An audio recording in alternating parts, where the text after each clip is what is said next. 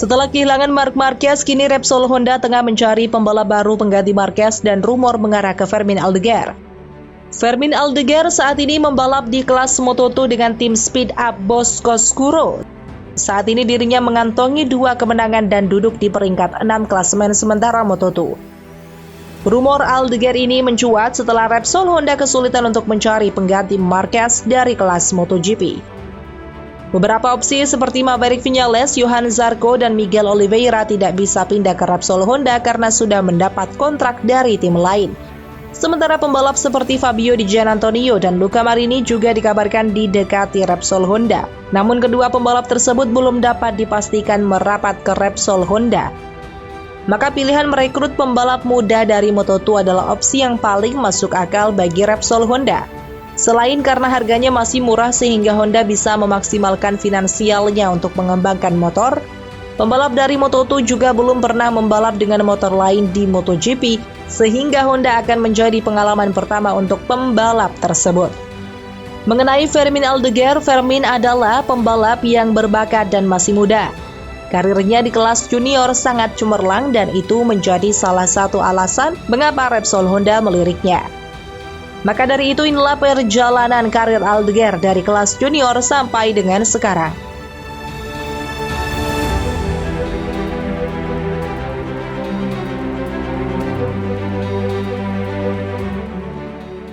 Fermin Aldeguer lahir di Murcia, Spanyol pada tanggal 5 April 2005. Pada 2018 dirinya terpilih untuk membalap di European Talent Cup. Pada tahun pertamanya di European Talent Cup itu dia finish di posisi 10 klasemen akhir.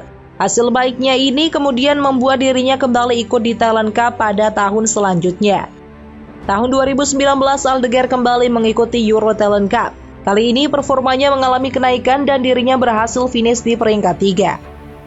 Atas prestasinya ini, tim FAU 55 T Racing yang berlaga di kejuaraan nasional Spanyol CEV tertarik untuk merekrutnya sebagai rider di kelas Superstock 600.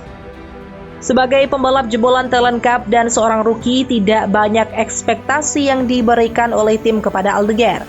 Apalagi di tahun pertamanya ini dirinya tidak langsung berkompetisi di kelas Moto2 yang lebih prestisius, melainkan di kelas Superstock 600. Kelas Superstock 600 menggunakan motor Supersport 600cc bermesin standar dengan modifikasi ringan agar aman digunakan di sirkuit. Performa mesinnya terbatas, sasisnya kaku, dan pengeremannya lebih buruk daripada yang ada di kelas Moto2. Di kelas Superstock 600 tahun 2020 hanya ada 5 pembalap yang mengikuti kelas tersebut secara full. 3 pembalap lainnya turun secara wildcard yang tidak reguler. Semua pembalap memakai motor Yamaha YZF R6. Meskipun begitu, persaingan baris depan antara Aldeguer dan Alex Toledo berlangsung ketat. Aldeguer berhasil memenangkan 7 balapan dan mendapatkan 3 podium lain dari 11 balapan yang digelar. Sementara Alex Toledo yang menjadi saingan paling dekat Aldeguer meraih 3 kemenangan dan 7 podium lain. Aldeguer berhasil menjadi pembalap yang dominan di kelas Superstock 600 walau masih berstatus sebagai pembalap debutan.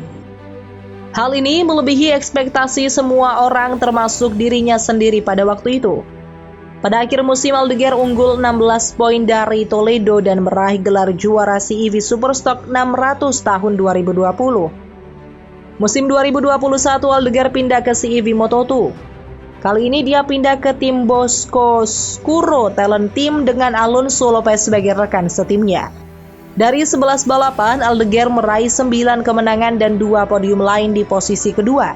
Dirinya bersaing ketat dengan Alonso Lopez yang memenangkan 2 balapan dan meraih 9 podium lain, 8 kali di posisi 2 dan sekali di posisi 3. Aldeguer unggul 39 poin dari Lopez pada akhir musim menjadikan dirinya sebagai juara CEV Moto2 tahun 2021.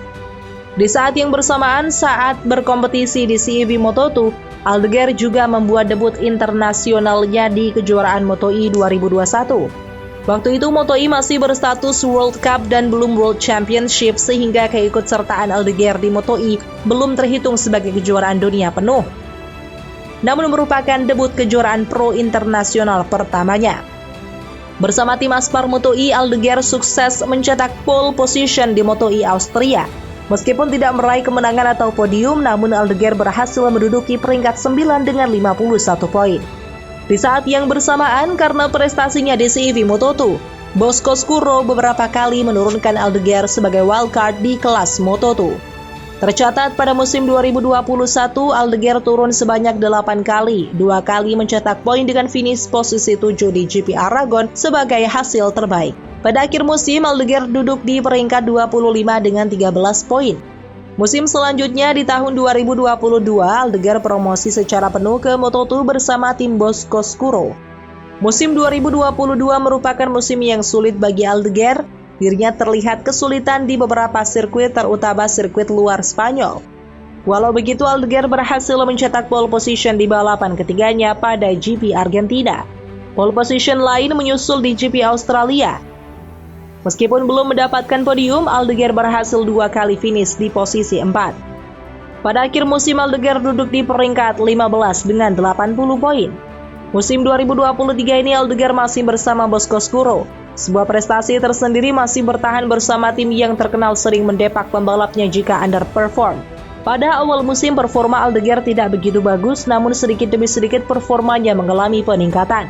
Sempat terjatuh di GP Italia, Aldeguer kemudian meraih kemenangan pertamanya di GP Inggris dengan mencetak fastest lap. Aldeguer kemudian mencetak hat-trick podium dari GP Indonesia sampai pada GP Thailand.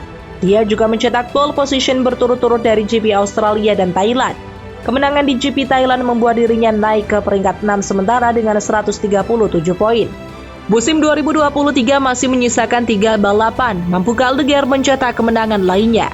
Belakangan ini rumor mengenai ketertarikan Honda pada Aldeguer mencuat ke publik.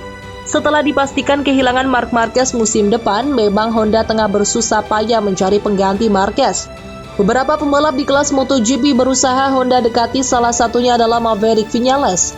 Viñales dirasa cocok memimpin pengembangan Honda karena pernah membalap dengan Suzuki, Yamaha, dan Aprilia yang punya karakteristik yang berbeda-beda. Pengalamannya dengan Aprilia dan kebangsaannya yang Spanyol adalah faktor utama Honda tertarik merekrut Viñales. Namun sayang, Viñales dikabarkan tidak lagi mau membela pabrikan Jepang karena trauma dengan permasalahannya dengan Yamaha. Pembalap lain yang dilirik adalah Miguel Oliveira. Namun alasan kontrak dengan R&F Racing dan Aprilia menjadi alasan Oliveira tidak mau membela Honda. Johann Zarco juga sempat dikabarkan akan berpindah ke Repsol Honda setelah tahun 2024 dipastikan membela LCR Honda. Namun kontrak dengan LCR dan Castrol yang merupakan saingan dari Repsol juga membuat Zarco tidak bisa membela Repsol Honda. Jika pilihan di kelas utama tidak memungkinkan, maka pilihan Honda adalah merekrut dari kelas Moto2. Sebelumnya, Ai Ogura dikabarkan akan ditarik ke kelas MotoGP, namun Ogura malah memilih pindah ke tim MT Helmets untuk musim 2024. Maka nama Aldeguer muncul sebagai kandidat kuat. Prestasinya di CEV dan peningkatan performa yang konstan di sasi speed up yang kalah saing dengan Kalex membuat Honda tertarik. Belum lagi profilnya sebagai pembalap Spanyol pasti akan menarik untuk sponsor utama Repsol supaya bertahan di Honda. Namun hingga sekarang belum ada keterangan lebih lanjut mengenai rumor ini. Baik Honda maupun Aldeguer belum mengeluarkan statement apapun.